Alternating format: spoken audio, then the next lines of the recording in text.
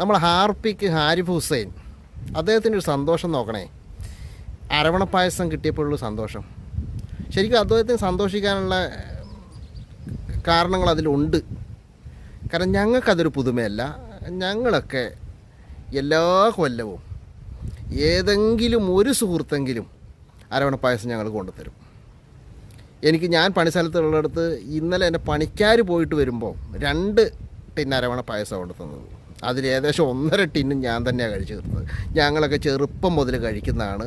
വളരെ ഇഷ്ടത്തോടെ, വളരെ ബഹുമാനത്തോടെ വാങ്ങിച്ച് കഴിക്കുന്ന ഒരു മുസ്ലിം വീടുകളിലും അത് വേണ്ട എന്ന് പറയും എന്നെനിക്ക് തോന്നുന്നില്ല. മിക്കവാറും എല്ലാ വീടുകളിലും അടുത്തുള്ള ഞങ്ങളുടെ സഹോദരങ്ങൾ ശബരിമലക്ക് പോയിട്ട് വരുമ്പോൾ ഞങ്ങൾക്കായിട്ട് കൊണ്ടുത്തരുന്നതാണ്. അവരുടെ വീടുകളിലേക്ക് കൊണ്ടുവരുന്നതിനേക്കാൾ കൂടുതൽ അടുത്തുള്ള ഞങ്ങളെപ്പോലുള്ളവരുടെ വീടുകളിലേക്ക് കൊണ്ടുത്തരുന്ന സാധനമാണ് അരവണ എന്ന് പറയുന്നത്.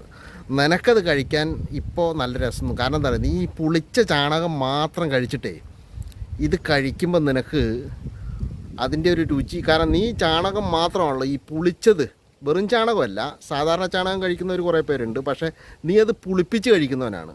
അപ്പം നിനക്കതൊരു പുതുമയാണ് ശരിക്കും.